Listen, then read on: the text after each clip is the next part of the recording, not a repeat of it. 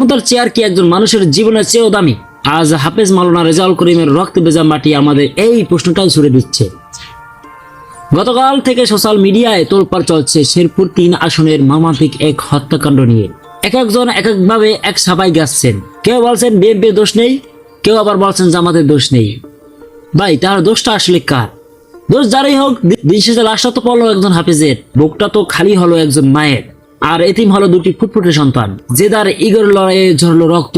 ঘটনাটি ছিল শেরপুর 3 আসনের সহকারী রিটার্নিং অফিসার কর্তৃক আয়োজিত ইস্তেহার পাঠ অনুষ্ঠানে।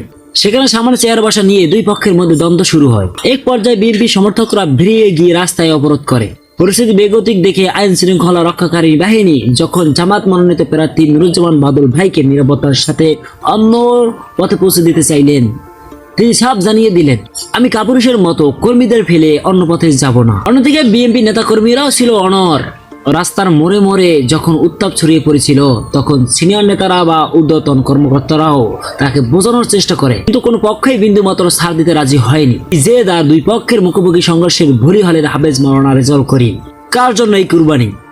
আজ হয়তো নুরুজ্জামান বাদল ভাই নির্বাচিত হবেন, কিংবা বিএনপি প্রার্থী নির্বাচিত হবেন, তারা এমপি হবেন, মন্ত্রী হবেন, ক্ষমতার স্বাদ নেবেন, কিন্তু এই যে রেজাউল করিম ভাই দুনিয়া থেকে চলে গেলেন, তিনি কি কখনো ক্ষমতা আসতে পারবেন? পারবেন না। তার সন্তানরা কি আর কোনোদিন বাবা বলে ডাকতে পারবে? ক্ষমতার লোভে অন্ধ হয়ে আমরা ভুলে গেছি যে জুলাই আন্দোলনে যে মানুষগুলোর কাঁধে কাঁধ মিলিয়ে আমরা এই স্বাধীনতা পেয়েছি, সরেসরের পতন ঘটাতে পেরেছিলাম। আজ সেই সহযোদ্ধার মৃত্যুতে যখন কেউ কেউ ফেসবুকে আলহামদুলিল্লাহ লেখে, তখন গিন্না জানানোর ভাষা হারিয়ে ফেলি। ধিক্কার জানাই এই নোংরা রাজনীতিকে। প্রকাশ্য দিবালোকে দাঁড়ালো অর্থ দিয়ে একজন মানুষকে কুপিয়ে মেরে ফেলা হলো। এটা কি 24-এর পরবর্তী বাংলাদেশের ছবি? আমরা ভেবেছিলাম এবারের নির্বাচন হবে শান্তিপূর্ণ, মানুষ স্বাধীনভাবে ভোট দেবে, কিন্তু এখন যা দেখছি পুরনো বিপদশতারাই পুনরাবৃত্তি। নির্বাচনী মিছিলে বা অনুষ্ঠানে কেন ধারালো অস্ত্র থাকবে? এই অস্ত্রধারীরা কারা? রাজনীতি কি জনগণের শান্তির জন্য, নাকি অশান্তির বিশ্বাস প্রসারণের জন্য? নির্বাচন কমিশন কি শুধু এই বলে দায় হারাবে যে নির্বাচনের আগে এমন ঘটনা স্বাভাবিক? আমি কোনো দল করি না, আর এই রক্তক্ষয়ী রাজনীতি আমার পছন্দ না। যে রাজনীতি মানুষের জীবন কেড়ে নেয়, যে রাজনীতি শিশুদের এতিম করে দেয়, সেই রাজনীতি এই দেশে না থাকাই ভালো। নেতাদের সুযোগ সুবিধার জন্য সাধারণ কর্মীরা কেন প্রাণ দেবে? আমরা সাধারণ জনগণ আজ অসহায়, সত্য বলতে ভয় পাই, কিন্তু আজ মুখ না খুললেই এই লাশের মিছিল আরো দীর্ঘ হবে। হাফেজ মাওলানা রেজাউল করিম ভাইয়ের এই নৃশংস হত্যাকাণ্ডের তীব্র নিন্দা ও প্রতিবাদ জানাই। খুনিদের দ্রুত চিহ্নিত করে আওতায় আনা হোক। বাংলাদেশের যে কটা দল আছে, প্রতিটা দলেই পাগল, উম্মাদ এবং মাতালখোর কর্মী রয়েছেন। এদেরকে দল থেকে বহিষ্কার করার জন্য আবেদন জানাচ্ছি।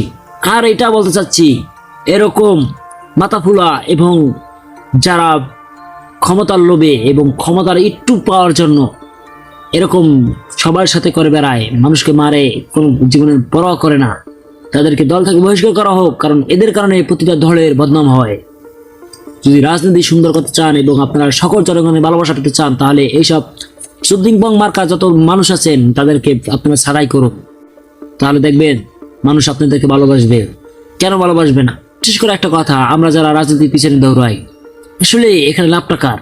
আমার না নেতার, না দলে? দলটা কি ভাই? দল তোমাকে কি দিচ্ছে? এক প্যাকেট খিচুড়ি দিচ্ছে, অথবা 500 টাকাই দিচ্ছে। সবাই তো 500 টাকা পাবে না ভাই। যারা একটু নেতার পাশে ছিল, সবসময় কাছে ছিল, তারাই কেউ টাকাটা পায়। তাছাড়া তার কেউ টাকাটা পায় না, কারণ তোমাকে যারা হায়ার করে নিয়ে যাবে সে তো তোমাকে তোমার বন্ধু নিতে পারে, অথবা একজন নিতে চল, কারণ তুমি চিন্তা করো আমি দলকে ভালোবাসি, আমি যাব, এই বলে তুমি যাচ্ছ। পরবর্তীতে কি হচ্ছে? টাকাটা পাইতেছে নেতায় অথবা পাতি নেতায়, এরা পাচ্ছে, কিন্তু তুমি যে যাচ্ছ, তুমি যে উন্মাদপানা করছো, তোমার নিরাপত্তা কি দিবে? আছে? তুমি বলতে পারবো আমার নিরাপত্তা আমার অমুক নেতা দেবে? বিপদে বলো, তোমার অমুক নেতা তোমাকে চেনবো না, বলে গালের নিচে 2টা দিয়ে বলবে তুই এটা কেন করলি? এইসব করে কোনো লাভ নাই ভাই। তুমি কাজ করো, কর্ম করো, দেশকে কিভাবে সুন্দর, তুমি রাজনীতি না করো তো দেশকে সুন্দর করে অনেক দূরে এগিয়ে নেওয়া যায়। আর বাংলাদেশের রাজনীতি তো দেশকে ধ্বংস করছে, এটা করো না। তাই প্রিয় দর্শক, ভিডিওটি লম্বা হওয়ার কারণে আমি এখান থেকে ভিডিওটি সমাপ্ত করলাম। যদি ভিডিওটি ভালো লাগে আমার চ্যানেলটি সাবস্ক্রাইব করবেন, অবশ্যই সাবস্ক্রাইব করে এবং আমাকে সহযোগিতা করবেন। ধন্যবাদ। পুলিশ নাই, র্যাব নাই, বিজিবি নাই, আনসার নাই, এই অবস্থায় জনগণের জান, মাল এবং ইজ্জতের পাহারাদারির দায়িত্ব আমাদেরকে নিতে হবে।